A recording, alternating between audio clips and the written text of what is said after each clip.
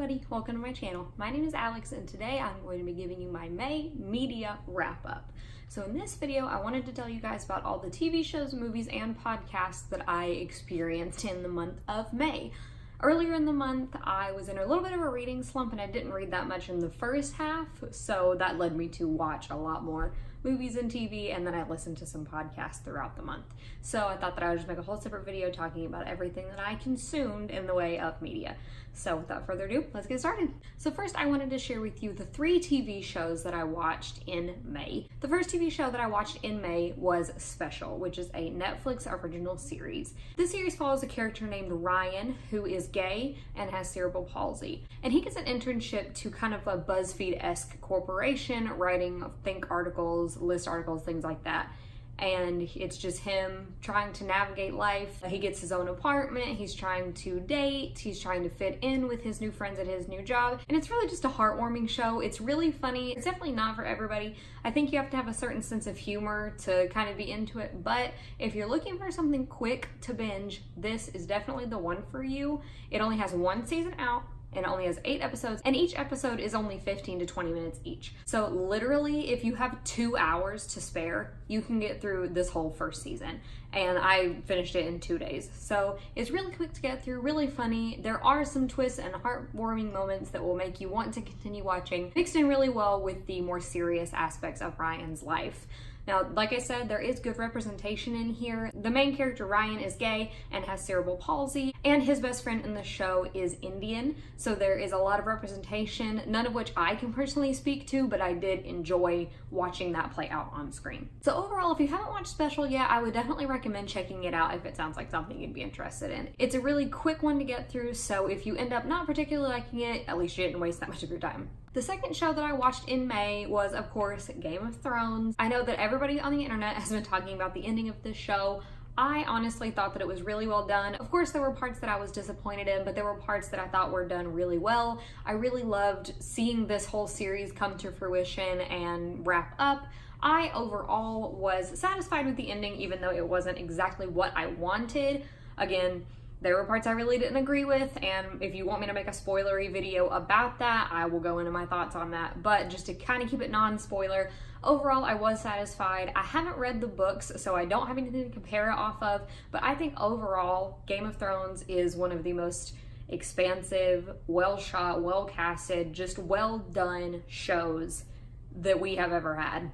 And it definitely deserves all the acclaim that it's gotten. Again, even though this season could have done better, especially since they had a whole year plus to plan and film this season, I feel like things could have been done differently. Things could have been done a little bit better. But overall, I am satisfied, and I kind of don't know what to do with my life now that it's over. I'm anticipating seeing what the next big show is going to be, because Game of Thrones and The Big Bang Theory both ended in the same week. So those were 2 of the biggest shows on TV, and I'm interested to see what the next big phenomenon will be.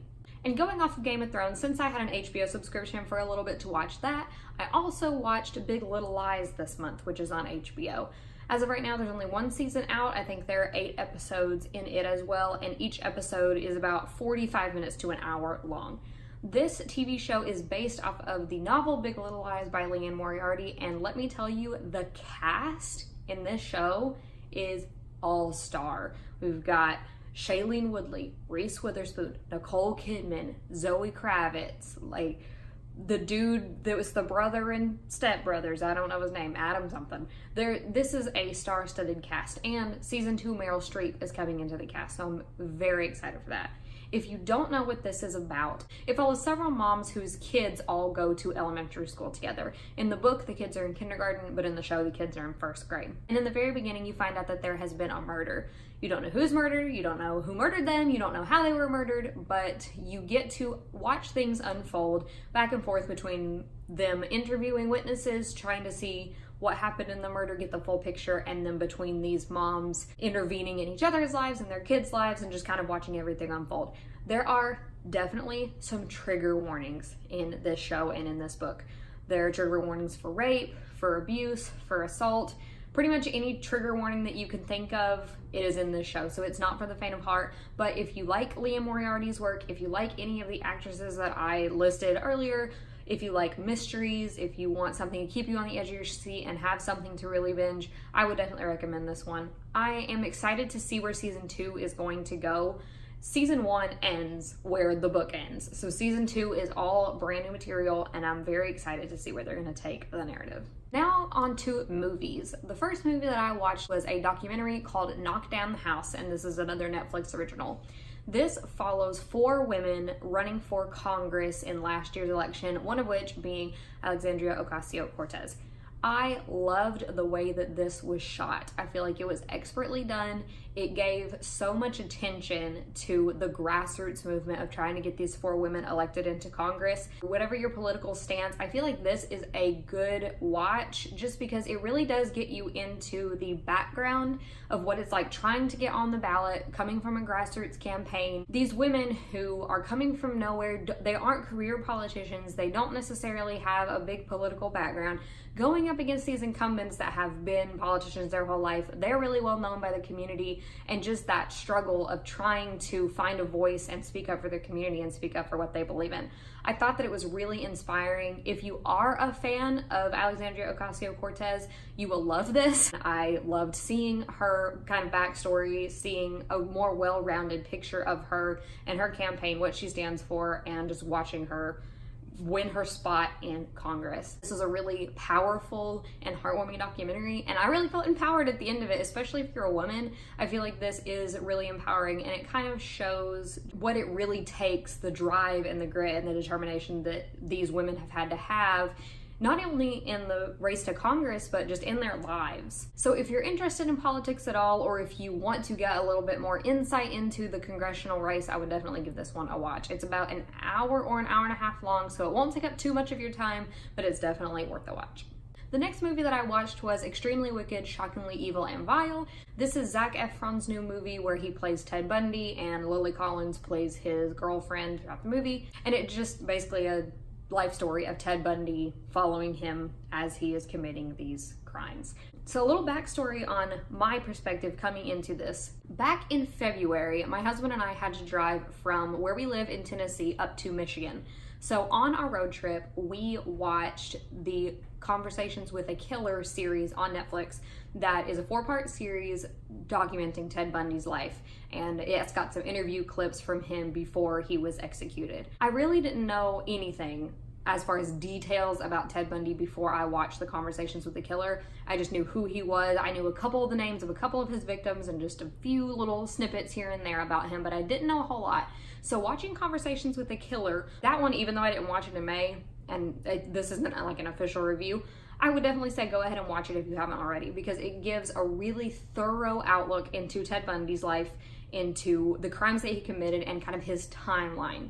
Now, that being said, that was in February. We watched that. We watched this one right when it came out at the beginning of this month. This movie really does do a good job of following exactly the storyline of Ted Bundy. I feel like I appreciated this movie more because I knew the details of his life. So if you haven't seen this movie yet and you don't know a whole lot about Ted Bundy, I feel like you'll enjoy it going into it without much backstory, but I would recommend going and watching Conversations with a Killer first. Anyway, as far as the movie itself, I really loved the way that it was shot. I think the cinematography in this movie was just expertly done. Zac Efron and Lily Collins make just a dynamite pair. Zac Efron is so talented. At the beginning of the movie, I kind of couldn't separate myself. I was like, that's not Ted Bundy, that's Zac Efron. I couldn't get it in my head. But by the end of the movie, he had transformed so much into that character. This guy had me believing that Ted Bundy didn't do it. I mean, you really become attached to Ted Bundy, who is a serial killer and just he was a maniacal person, and yet you can't help but kind of feel sorry for him in the end. And Lily Collins, again, did a fantastic job in her role as well. You really get to see the whole perspective through her eyes, which is a really interesting take on it that I appreciated. And just the historical facts, they treated everything with such care, and yet they showed enough detail that you really got a full picture. And one thing, again, that I appreciated, in the court proceedings, most of, if not all, of the language that they used is word for word from the transcription of the real life case files.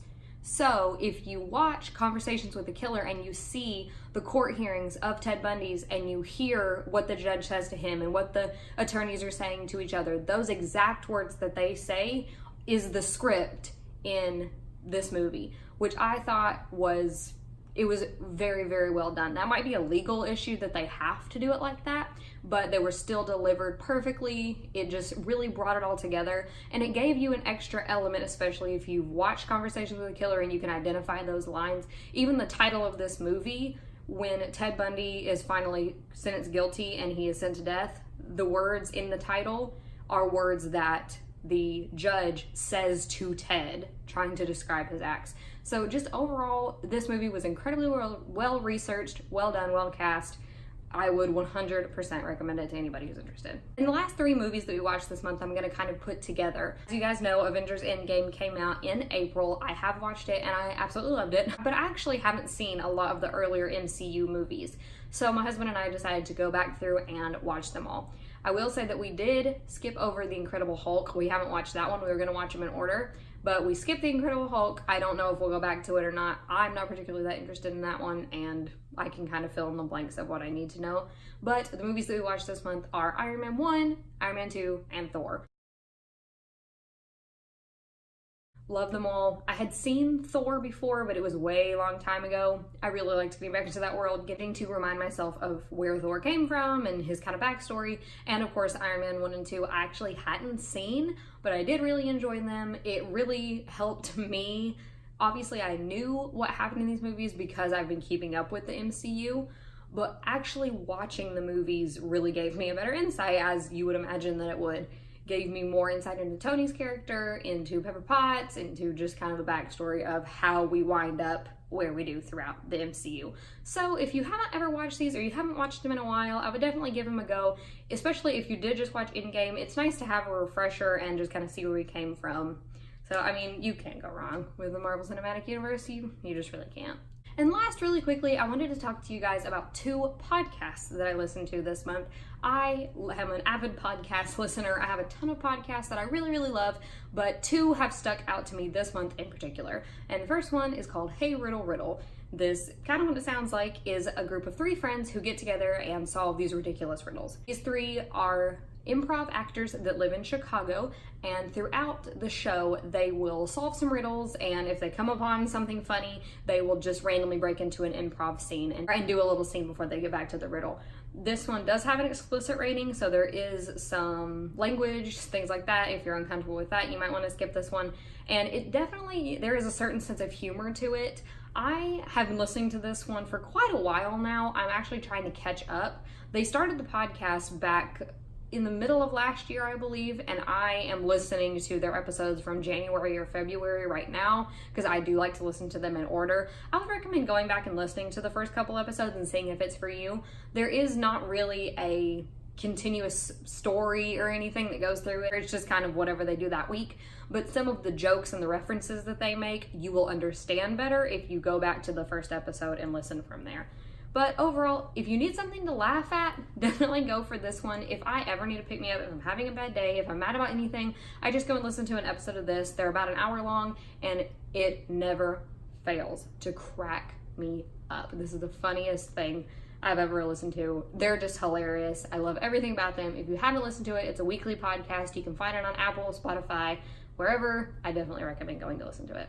And finally, the other podcast I've been listening to this month is called Currently Reading. This podcast is by 2 bookish best friends, Meredith and Katie, who get together once a week. Episodes are about 30 to 40 minutes long, and they talk about the books that they are currently reading. They usually have 4 different segments that they do on the show every week. First, they will give you their bookish moment of the week in their lives. Second, they will tell you about some books that they are currently reading or have been reading in the past week.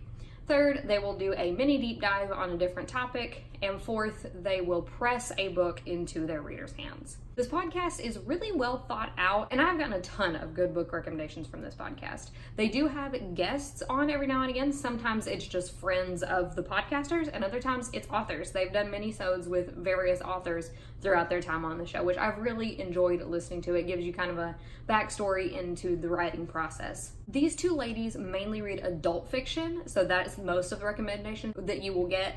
But you will also get quite a bit of YA and middle grade. Both of these women are moms, so they do read quite a bit of middle grade or children's literature with their kids, and they do have a couple of individual episodes on certain age groups and genres, so if you are interested in one specific topic, you can find exactly which one you're looking for.